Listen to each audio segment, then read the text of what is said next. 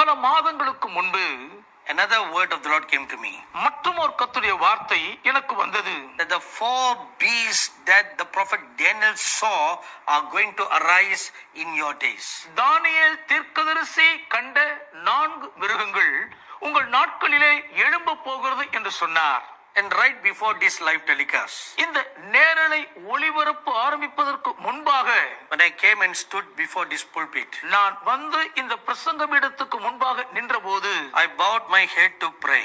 ஜெபிப்பதற்காய் தலை வணங்கி நின்றேன். And as I was praying, நான் ஜெபித்துக் கொண்டிருக்கும் போதே I was taken into a vision. நான் ஒரு தரிசனத்துக்குள் கொண்டு போகப்பட்டேன். And I saw exactly as how it is written in Revelation chapter 9. வெளிப்படுத்தின விசேஷம் 9ஆம் அதிகாரத்தில் சரியாக எழுதப்பட்டிருக்கிற பிரகாரமாக நான் பார்த்தேன். Verse 14 and 15. 14ம் 15மான வசனங்களில்.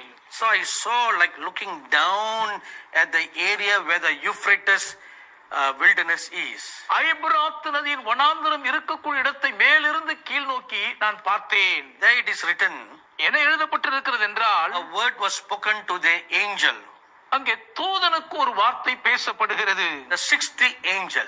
6ஆம் தூதன். And a word was given to him. அந்த 6ஆம் தூதனுக்கு ஒரு வார்த்தை கொடுக்கப்படுகிறது. Release the evil spirits that are bound in the Euphrates river.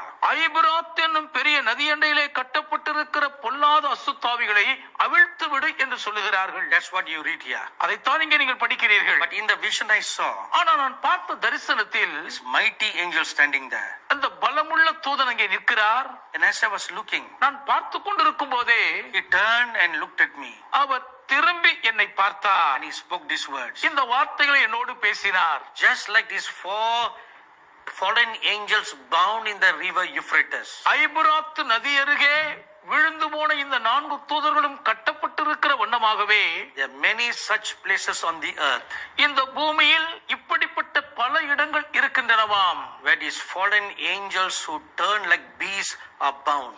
மிருகங்களைப் போல் மாறின விழுந்து போன தூதர்கள் கட்டப்பட்டிருக்கிறார்கள். And they will be released in these last days. இந்த கடைசி நாட்களில் அவர்கள் கட்டவிழ்த்து விடப்படுவார்கள்.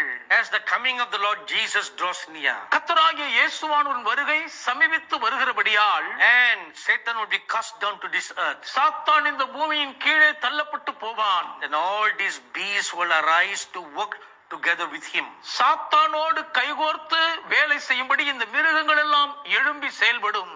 That is why the Holy Bible says அதனால் தான் பரிசுத்த வேதாகமம் சொல்லுகிறது, that that day will be Jacob's trouble.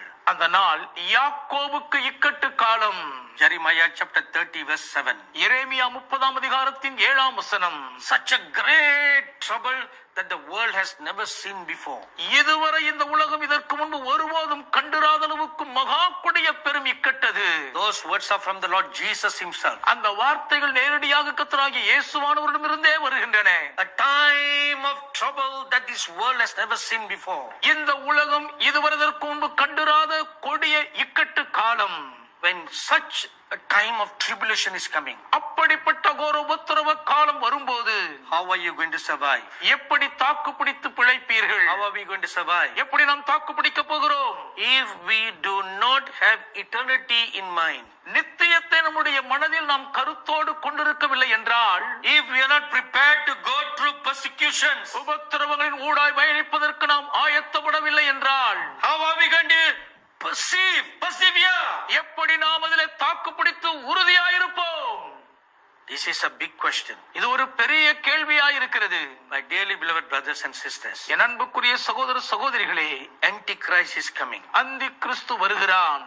Now the word Antichrist, அந்தி கிறிஸ்து என்ற இந்த வார்த்தை, or the word Antichrist, அல்லது அந்தி கிறிஸ்துக்கள் என்ற அந்த வார்த்தை எடுத்துக்கொண்டால், is found 5 times mentioned in the Bible. பரிசுத்த வேத புஸ்தகத்தில் 5 முறை சொல்லப்பட்டிருக்கிறதை பார்க்கலாம். And all the 5 times are mentioned in the epistles of the Apostle John. 5 முறையும் அப்போஸ்தலனாகிய யோவானின் நிருபத்தில் தான் அது எழுதப்பட்டிருக்கிறது. In 1 John chapter 2 verse 18, 1 யோவான் 2:18 வசனத்திலும், chapter 2 verse 22, 2ஆம் அதிகாரம் 22ஆம் வசனம், chapter 4 verse 3, 4:3, and 2 John verse 7. 2 யோவான் 7ஆம் வசனத்திலும் You find this word Antichrist or Antichrist mentioned. அந்தி கிறிஸ்து அல்லது அந்தி கிறிஸ்துக்கள் என்ற இந்த பதத்தை நீங்கள் பார்க்க முடியும். You may think right now, இப்பொழுது நீங்கள் இப்படி நினைக்க கூடும், I said it is mentioned 5 times, 5 முறை சொல்லப்பட்டிருக்கிறது என்று நான் சொன்னேன். but I've only given you 4 scriptures. ஆனால் வெறும் 4 வசனங்களை தான் ஆதாரமாய் கொடுத்திருக்கிறேன் என்று யோசிக்கலாம். You thought I missed one scripture. ஒரு வசனத்தை ஐயா தவற விட்டு விட்டதாக நீங்கள் நினைக்க கூடும். No, I did not miss. இல்லங்க, நான் தவற விடவில்லை. In 1 John 2:18, 1 யோவான் 2:18 Antichrist is mentioned 2 times. 2 முறை அந்த கிறிஸ்து என்ற வார்த்தை சொல்லப்பட்டிருக்கிறது. So all together, the word Antichrist or Antichrist is mentioned 5 times in the Bible. ஆக மொத்தமாக அந்தி கிறிஸ்துக்கள் என்ற இந்த வார்த்தை 5 முறை வேதத்தில் சொல்லப்பட்டிருக்கிறது. I want you to quickly turn your Bible to 1 John chapter 2 verse 18. தயவு செய்து சீக்கிரமாய் 1 யோவான் 2:18 உங்கள் வேதத்தை திருப்பிக் கொள்ளுங்கள். It says that the Antichrist will come in the end times. கடைசி முடிவு நாட்களில் அந்தி கிறிஸ்து வருவான் என்று வசனம் சொல்லுகிறது. So let's read that scripture. ஆக வசனத்தை நாம் படிப்போமா? Little children, it is the last hour, and as you have